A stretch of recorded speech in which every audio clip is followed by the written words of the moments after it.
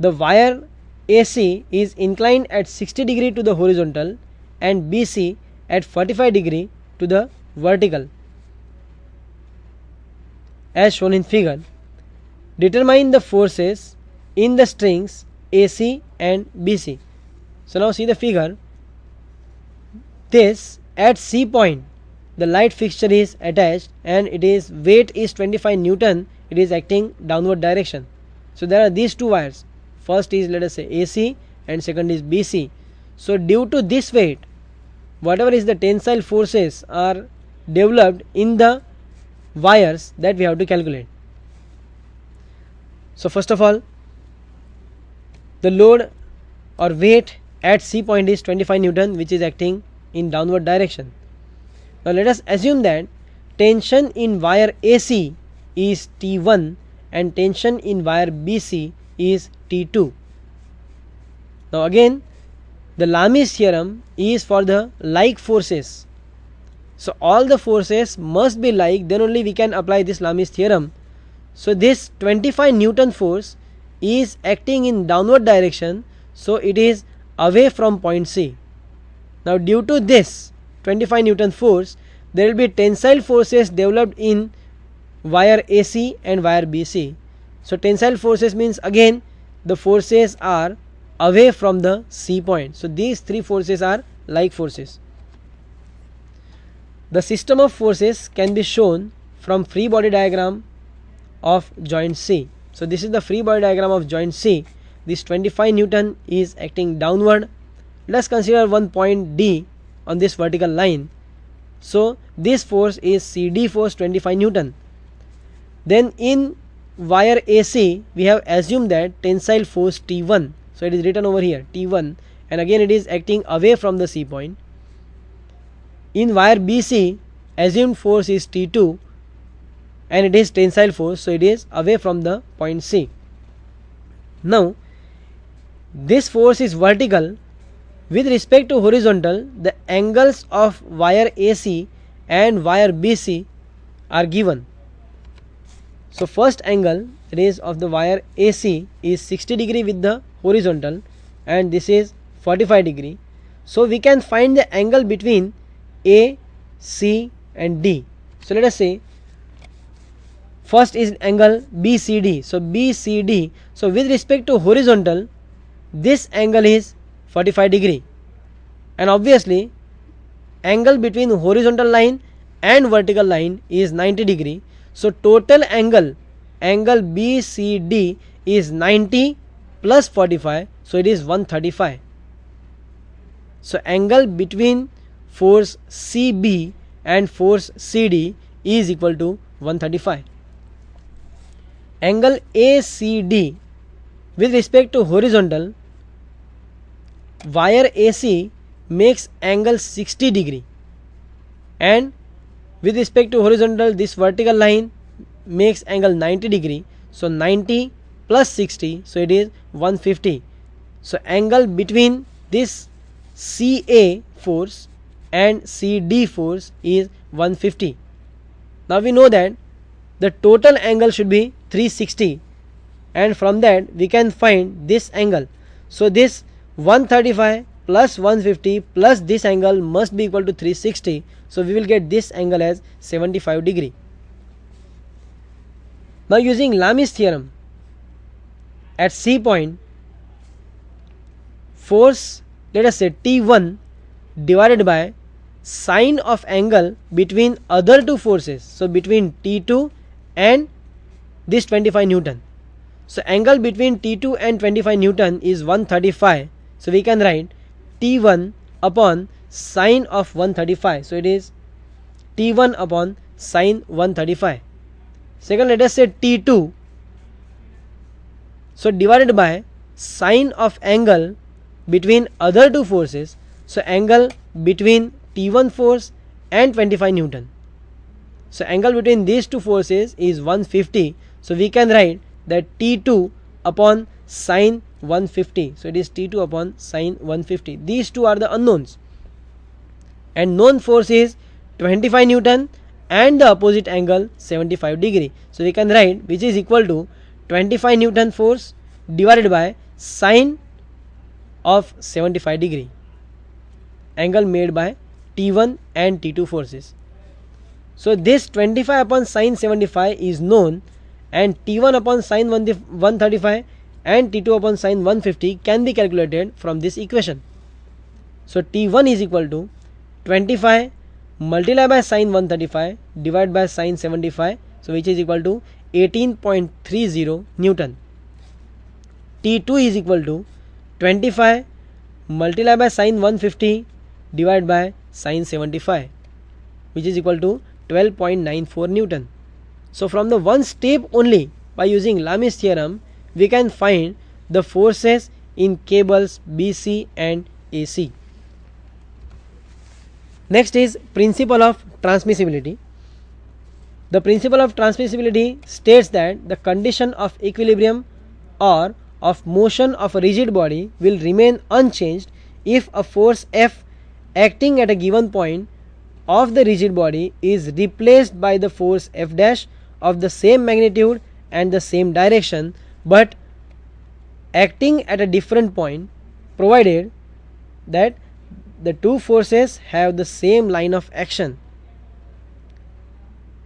Over here, this F force is acting at this particular point.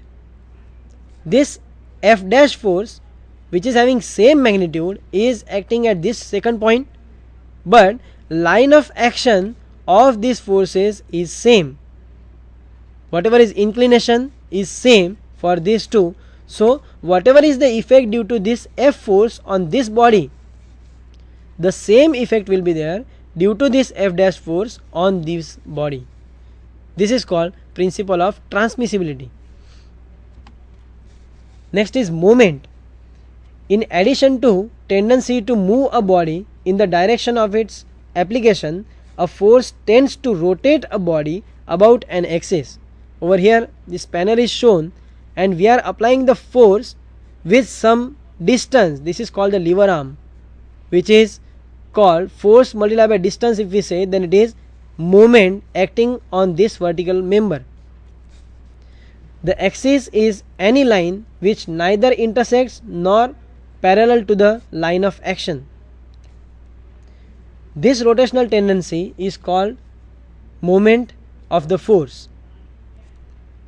It is proportional to force F and the perpendicular distance from the axis of the line of action of force. The magnitude M is F multiplied by D. The moment is a vector M perpendicular to the plane of a body. So the force applied in this direction and the plane is this. So moment is perpendicular to this. So it is acting anti-clockwise direction, and from the right hand thumb rule we can say that it is upward direction. It is shown. Sense of M is determined by the right hand rule. Direction of the thumb is arrowhead, this upward, and fingers curled in the direction of the rotational tendency. In a given plane 2D, we may speak of moment about a point, which means moment with respect to axis normal to the plane and passing through the point. Plus and minus signs are used for moment. Directions must be consistent throughout the problem. Now moment of F about point A may be represented by the cross product R multiplied by F. Now if this F is inclined at alpha angle, then we can take the component F, because this angle is alpha, we can say F sin alpha is the perpendicular force and F cos alpha is force in this line. So F sin alpha will apply the moment at A point, and it is in anti-clockwise direction. So moment is equal to this force F sin alpha multiplied by distance is R, so it is written Fr sin alpha. Or the perpendicular distance of this force from a point is D, so you can say that it is F multiplied by D. A vector approach for moment calculation is proper for the 3D problems. Now the Varignon's theorem, or the principle of moments. The algebraic sum of moments of the components of a force with respect to any point is equal to the moment of the original force. Let us say that this force is F and there are two components of this force, Fx and Fy.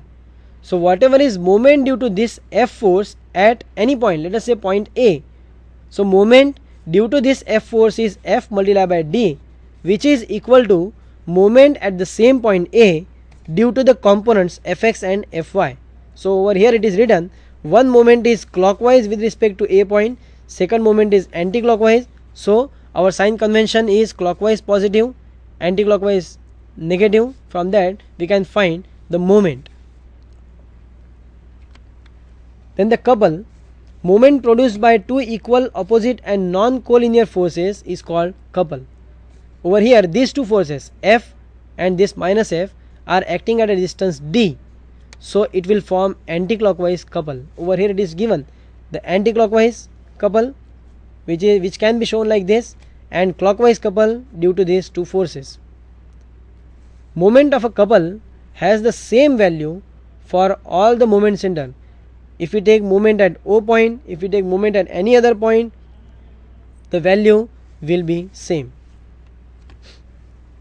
Then the equivalent couples, over here these two forces are acting at a distance D. So moment due to this couple is F multiplied by D, anti-clockwise direction. If it is distance is D by 2, then this will become 2 times F, such a way that this moment and this moments will be same. So it is called equivalent couples. Then the force couple system, replacement of a force by force and a couple. Force F is replaced by a parallel force F and counterclockwise couple Fd. So at B point, if you want to know what is the effect of this force which is acting at A point, then the same forces is applied at B point and the opposite point. So this is equivalent to this, and these two forces form a couple anticlockwise. So that means the effect at B point due to force at A point is force in the same direction with the couple M, which is equal to F into D. Over here equilibrium is shown. For the equilibrium of seesaw, M1 should be equal to M2. That means F1 force multiplied by distance should be equal to F2 force multiplied by distance. Over here forces are weights. Then the resultant force, it is the single force which can replace the original forces without changing the external effect on the body. So over here three forces are acting, F1, F2 and F3. Now we have seen that what is the effect at O point. So it is equal to force and a couple. So it is F1, F2, F3 forces at O point with the couples F1 into D1, F2 into D2 and F3 multiplied by D3. At O point we can see this distance. F1 force will cause the clockwise movement, so it is clockwise. F2 force will cause anti-clockwise movement about O, so it is anti-clockwise. And F3 force will cause clockwise movement, so it is F3 into D3 clockwise.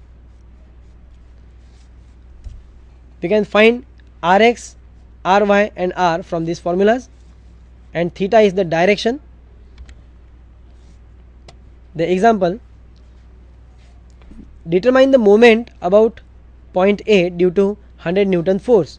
So this 100 Newton is acting at incline. So we can find two components. One will be 100 into 3 by 5 vertical, it is acting downward, and this is horizontal in right hand side direction. So moment at O point due to these two forces are, first force is downward force 100 into this 3 by 5 multiplied by the distance 5 perpendicular distance, because component is vertical, so perpendicular distance horizontal, and horizontal component is 100 into 4 by 5 and the vertical distance is 2 meter. Again it is clockwise about point O, so the moment is 460 Newton meter. Next example, compute the resultant of the system for the forces shown in figure. Over here these four forces are given. These two forces are vertical, one force is horizontal and one force is inclined. So let us take first of all summation of Fx. So this 44.8 on right hand side, then 32 cos 60 on left hand side, so it is 28.8 kN right hand side. Fy is 8 kN upward, 14.4 kN downward, and 32 sine 60 downward. So it is downward force, and resultant, because Fx is on right hand side and summation of Fy is downward, so resultant will be in the fourth quadrant. We can find resultant under root of summation of Fx square plus summation of Fy square, and theta is tan inverse Fy by Fx. Then the moment, let us calculate the moment at this O point. Moment due to this force is equal to 0 because distance is 0. Moments due to this vertical force is equal to 0. So there will be only moment due to this force and this force. There are two components. So first, due to 14.4, it is 14.4 into 3 meter. Then 32 multiplied by cos 60 horizontal anti-clockwise, and vertical component 32 into sine 60 clockwise. So we can find this moment. We can find the x and y intercept by these formulas. X is equal to summation of moment divided by sigma Fy, that is this horizontal distance, and y intercept is summation of moment divided by sigma Fx, so this vertical distance 2.164 meter. Similarly, the last example in which we can find the resultant of these forces. So summation of Fx you have to take horizontally, summation of Fy, over here Fx is acting on the right hand side, Fy is acting downward, so again the resultant will be in the fourth quadrant. We can find this alpha angle by tan inverse summation of Fy by Fx, and moment at O point due to all the forces clockwise and anti-clockwise, it is 360 clockwise. The resultant R is given over here. So this d distance we can calculate from the Varignon's theorem, that total summation of moment should be equal to moment due to this resultant force. So that is equal to resultant force we have calculated, and d distance we can calculate 2.795 meter. Thank you.